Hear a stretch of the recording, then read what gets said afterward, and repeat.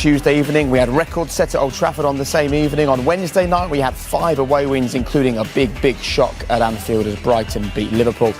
And then this win for Chelsea this evening. And this is what it means for the top of the table. The top 3 all won, which means the champions are now 7 away from the leaders. West Ham are flying. Look at them. Chelsea's Champions League chase is very much back on. And you can see Tottenham there sitting 3 points behind them, 8th in the league at the moment. And this is the plan for this weekend because, yes, the football keeps on coming thick and fast here on BT Sport. And this weekend we bring you 6 teams who were all beaten this midweek. We start with Aston Villa up against Arsenal. That one's Saturday from 11:30 in the morning, followed almost straight away by Newcastle up against Southampton. And then on Sunday morning from 11 o'clock, we'll bring you all of the goals from Saturday in Premier League today, followed by Tottenham looking for a response against a West Brom side who also need a win as well. 2 managers struggling to turn things around. Well, let's start on the positives for Thomas Tuchel. That's 3 games, that's 3 clean sheets, 2 wins. That's a good start to life in the Premier League for him. Definitely, he'd be mighty pleased with that. I think he's seeing his players. Obviously, they're doing their auditions live through the 90 minutes, and I think he'll be pleased with what he's seeing. I think he's seeing players rotate in different positions. Can they handle it?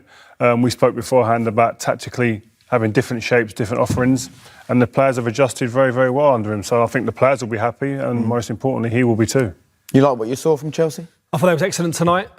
First half, dominated possession, game plan, in possession, out of possession, players taking on tactics. You couldn't write the script with the 3 players that scored in these games under his early tenure that have been the 3 players that didn't see game time with Frank. But it's looking optimistic. As a Chelsea fan, they've got to be watching this thinking, you know, this could be a turning point, get back on track and start chasing top 4. Jermaine. Angry Jermaine at half-time. What sort of Jermaine Genius have we got at full-time? I'm still not happy. I don't think that just because you decide to run around a bit more in the second half or press high, you know, these things, not so much the pressing high, but the running around and the energy is just, that's a standard part of being a football player. There was a change and there was a shift, but you know, we're talking about a team here that at one point was kind of talking about challenging for a title. Okay, then now that's been shifted back into, can they get into a top 4 position to the Champions League? You don't just get into the top 4 or, you know, anywhere close a title by just running around. You've got to have quality and you've got to show that quality and impose yourself on games. So yeah, I mean, I'm sure, you know, Jose will say he's seen an improvement in the second half because there was much more energy, but I still didn't see the quality or really endeavour. I never really saw that goal coming. Even that late chance for Vinicius, he should have stuck away. There was nothing more than that, really, Rio. It was like an aimless performance. There was nothing about it. There was no personality. And it seems that it's easy to say this, but like, Kane doesn't play. The personality of this team is drained straight out of the team. No confidence, no character, no leader. There's nobody driving that team.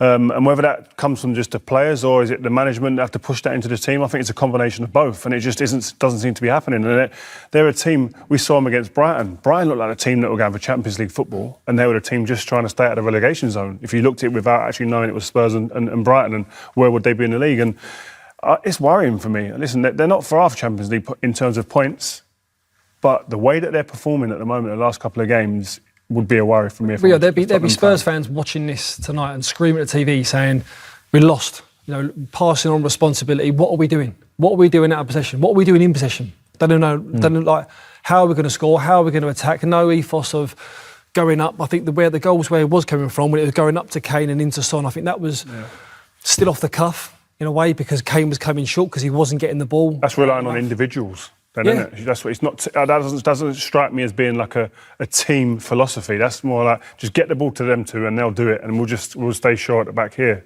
That's what will be the concern for me as well. It just seems so reactive, doesn't it? You know, when no options on the ball, when it's a sorry state. Well, look, I'm not sure how many hundreds of appearances you 3 made in the Premier League, but I sit here with you 3 this evening, and all 3 of you pretty much confused by the approach of Tottenham tonight. Yeah, but it's the game that matters for them, and in the centre of the park making things happen for them tonight was Mason Mount. Let's get the reaction from him. He's with Des Kelly. Mason, was that a deserved win? You had pretty much good control in the majority of the game. Yeah, I think we had a lot of control in the first half. I mean, we should have scored more in the game. I had a couple chances. We had a couple other chances where we should be way more clinical in front of goal, and that's something that we need to work on, me, myself as well. But no, I think we had good possession throughout the game. It's always tough to come here and control it throughout because they go forward, they push for the goal. They knew there was 1-0 down at the end, so they're trying to get an equaliser.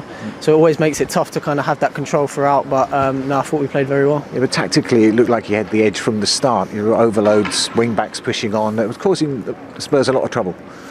Yeah, that's what we kind of looked at before. It's the style the manager wants us to play, and it's been working well. So yeah, it's something that we need to keep working at. It's new. It's different for some of us players, especially me today, maybe playing a bit as a kind of false 9 and then dropping into the 10 and helping the midfield out. So we're all learning, but yeah, it's obviously going well so far. And Thomas is going to keep changing this system. He said before the game he's going to try different tactics, different people in different places. Yeah, and that's obviously a positive for us, and it makes it difficult for any team we play against. They don't know what we're going to come with. So yeah, we're obviously working on it day in, day out in training, different formations, different tactics, and yeah, we're just focused on trying to keep getting better and better and getting them wins. And maybe just a bit more killer instinct. Is that what he's going to say to you? Yeah. I saw you go down the tunnel with him and around the shoulder. What was the discussion there? No, I just said I should have had 1 or 2 definitely, and we spoke about it at half time as well. Just be clinical and go with a purpose and want to score. I mean, I didn't have my shooting boots on today, so something that I'll work on during the week. And it's a bit different. I've been playing a bit deeper, so to being up in the box a bit more, I need to work on that finishing. So hopefully it can come. Well done. Thanks. Thank you. Cheers. Love that, a young man expecting better of himself all the time. Look, the teams that we enjoy watching in the Premier League are those with a clear plan, you know, the Leicesters and Brightons and Evertons. What plan do you now really see emerging under Thomas Tuchel at Chelsea? Well, a fluid plan, you know, defensively looks solid. 2 midfielders getting on the ball, looking forward. A fluid, front 3 that come inside, go long, come short. 4 backs that overlap. You know, there's a plan there. In the short space of time that they've been working on, 10 days, 11 days, it's becoming fruitful already. I think that's it's one of those situations where I feel like they were doing that for Frank. You know, I don't think that Frank wasn't getting that out of them. I think the results went against Frank, and you know, I think the start that Thomas Tuchel had has been great.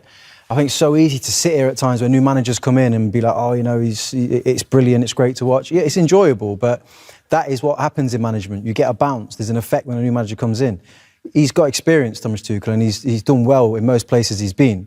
But obviously at Chelsea, in the Premier League, the level of, you know, that is expected, we're going to see in terms of that level of consistency. If tonight's anything to go by, then there's a lot for Chelsea fans to be excited about. I personally still think if they don't bring in a world-class striker, they'll still be short of where he needs to be to, you know, to keep his job for a long period of time. Yeah, I agree. You can't judge him now. He'll be judged in months'